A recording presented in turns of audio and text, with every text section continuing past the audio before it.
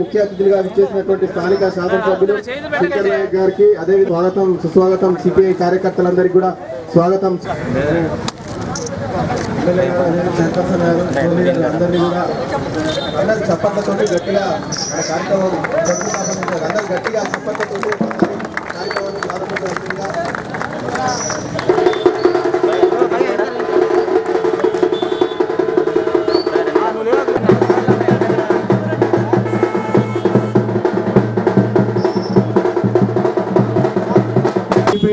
TRS నాయకులు అదేవిధంగా 21 ఏరియాలలో ఉన్న మళ్ళీ ఎస్టిమేషన్ నుంచి 2 సంవత్సరాల నుంచి ఎస్టిమేషన్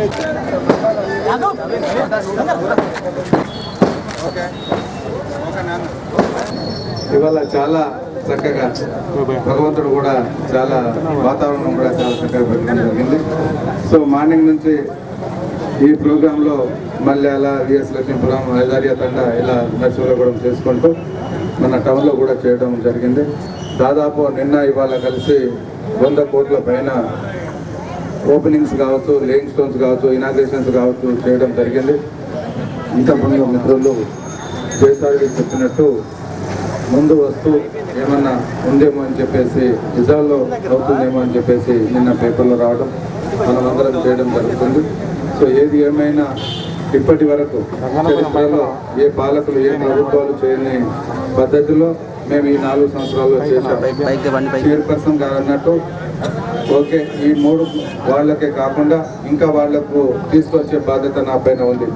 కానీ గతంలో మీకు తెలుసు 25 కోట్ల రూపాయలు తీసుకురావడం జరిగింది. మన ప్రియతమ నాయకులు డైనామిక్ అండ్ డాషింగ్ గౌరవశ్రీ కేటీఆర్ గారు ఆ ఖర్చులు పెట్టండి, ఆ నిధులు ఖర్చు పెట్టినాక నాకు అడగండి, మీకు ఎన్ని కోట్లు కావాలో ఇస్తానని చెప్పడం జరిగింది.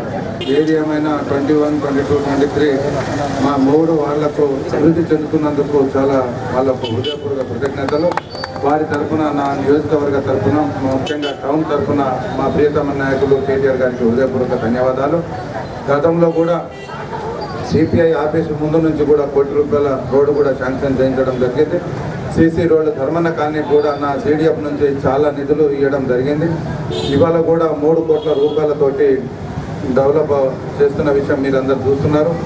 రాబోయే రోజులలో నా మానుకోట టౌన్ను కనివిని ఎరగని టైప్లో అభివృద్ధి చేస్తానని చెప్పేసి మీ అందరి ముందు హామీ ఇస్తున్నా.